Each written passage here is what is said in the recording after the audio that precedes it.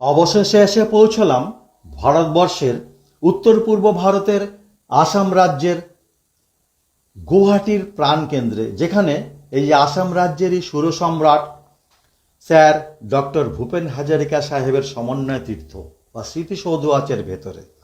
আমি ঠিক এই মুহূর্তে ডক্টর ভূপেন হাজারিকা সমন্বয় তীর্থর মূল গেটের সামনে আমি দাঁড়িয়ে আছি। এটি হচ্ছে সেই স্যার ভূপেন হাজারিকা সমন্বয় তীর্থর মূল গেট। এখানে ঢোকার জন্য কোনো প্রবেশপত্র লাগে না। এই ঠিক ভেতরে ঢুকেই আছে ডক্টর ভূপেন হাজারিকার সাহেবের অবক্ষয় মূর্তি খচিত করা আছে। এই ডক্টর ভূপেন হাজারিকা স্যারের জন্মসাল ছিল 1926 সালের 8ই সেপ্টেম্বর এবং তিনি মৃত্যুবরণ করেন 2011 সালের 5ই নভেম্বর। তার অসাধারণ কীর্তি শুধু আসাম নয়, শুধু ভারত নয়, সারা পৃথিবী জোড়া খ্যাতি তার এই স্যার ভূপেন হাজারিকা সাহেবের। একটি অনিন্দ্য সুন্দর জায়গা তারা পছন্দ করেছে এই স্মৃতিসৌধ বানানোর জন্য। সুন্দর জলের ফোয়ারা অসাধারণ লাগছে, চারিদিকে সবুজে গাছগাছালিতে ভরা অনিন্দ্য সুন্দর একটি জায়গা, শান্ত স্নিগ্ধ। এটি হচ্ছে সেই মূল গেট। এর ভেতর দিয়ে ঢুকে আমরা এসেছিলাম। চারিদিকে দেখো সবুজ গাছেরিতে সাজানো, চারিদিক দিয়ে ব্যারিকেড করা, নানানভাবে সাজানো।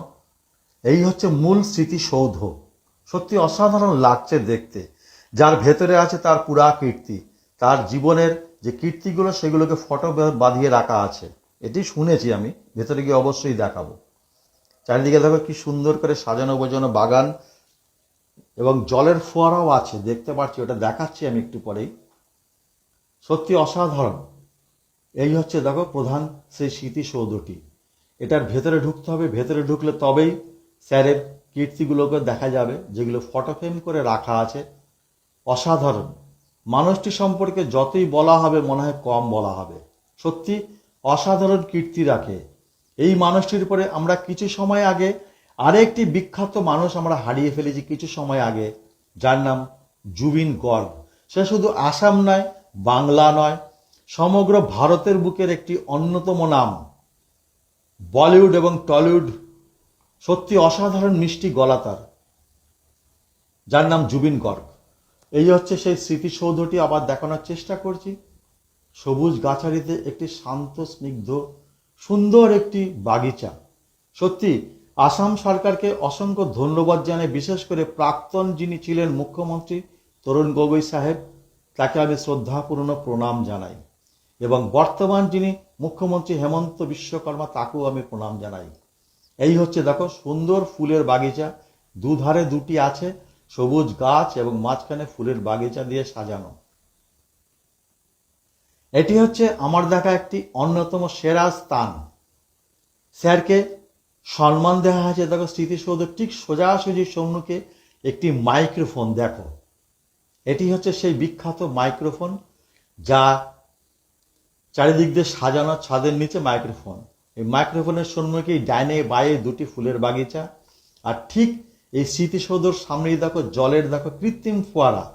কত সুন্দর একটি স্থান তারা এখানে প্রকাশ করেছে। কিভাবে দেখো কোথার থেকে এত জল আসছে আমি বুঝতে পারিনি, কিন্তু দেখো ওপর থেকে স্মৃতিসৌধের যে জায়গাটা, সেখান থেকে জলটা নিচে নামছে কত সুন্দর সিঁড়ি বেয়ে বেয়ে। অসাধারণ একটি অসাধারণ। আমি বললাম না, আসাম রাজ্যবাসীর কাছে শুধু নয়, এটা মানে সমগ্র ভারতবাসীর কাছে একটি অন্যতম জায়গা। এটি হচ্ছে স্যার ডক্টর ভূপেন হাজারিকা সাহেবের কিছু কীর্তি, যেগুলোকে ফটো করে বাঁধানো হয়েছে। আমার হয়তো অতটা অধ্যত্ত নেই, তবুও স্যারের একটি গান আমার দুটি লাইন গাওয়ার খুব ইচ্ছে হলো। চেষ্টা করছি 2 লাইন শোনাবার, যদি ভালো লাগে খুশি হব, ভুল হলে ক্ষমা করো। মানুষ মানুষের জন্য,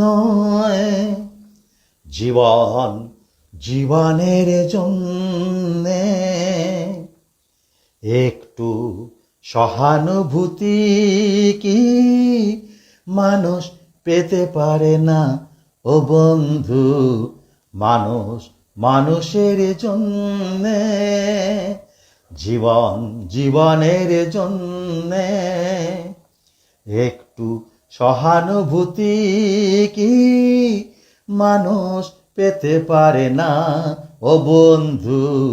মানুষ মানুষের জন্য। মানুষ মানুষকে পণ্য করে, মানুষ মানুষকেই জীবিকা করে, মানুষ মানুষকেই পণ্য করে, মানুষ মানুষকেই জীবিকা করে। পুরনো ইতিহাস ফিরে এলে লজ্জা কি তুমি পাবে না ও বন্ধু? মানুষ মানুষের জন্যে, জীবন জীবনের জন্যে একটু সহানুভূতি কি মানুষ পেতে পারে না ও বন্ধু? মানুষ মানুষের জন্যে। এই হচ্ছে স্যারের কীর্তি, যেগুলো ফটো ফ্রেম করে বাঁধানো আছে। আমাদের দেশের প্রাক্তন প্রধানমন্ত্রী ইন্দিরা গান্ধীজি, প্রাক্তন প্রধানমন্ত্রী রাজীব গান্ধীজি, আসাম রাজ্যের প্রাক্তন মুখ্যমন্ত্রী তরুণ গগৈজির হাত থেকে অনেক পুরস্কার তিনি নিয়েছেন। সত্যি অসাধারণ পুরাকীর্তি তার।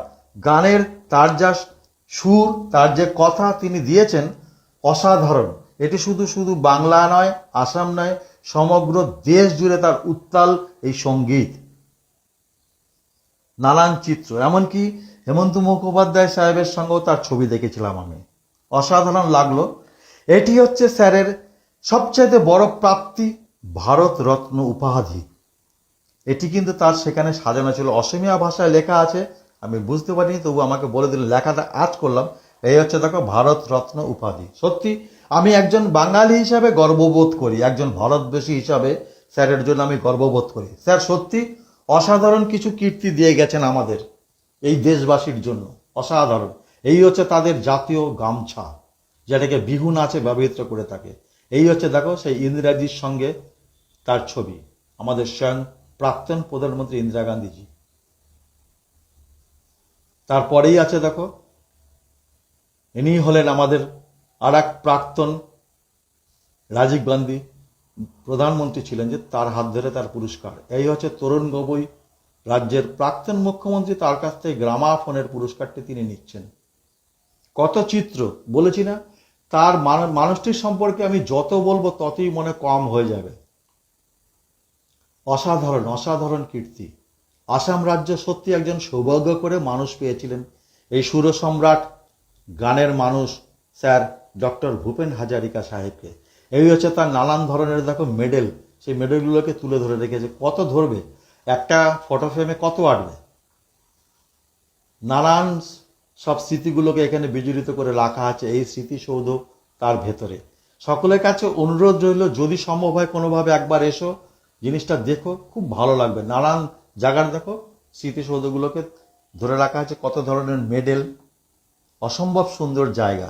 এত সুন্দর যে এর জন্য টিকিট করলেও হয়তো আমাদের কোনো গায়ে লাগতো না। এত সুন্দর জিনিস দেখতে পেলাম বিনা পয়সায়, কোনো রকম প্রবেশপত্র লাগে না, শুধু ওখানে নাম, অ্যাড্রেস, ফোন নাম্বার দিয়ে ঢুকতে হয়। অসাধারণ জায়গা সত্যি।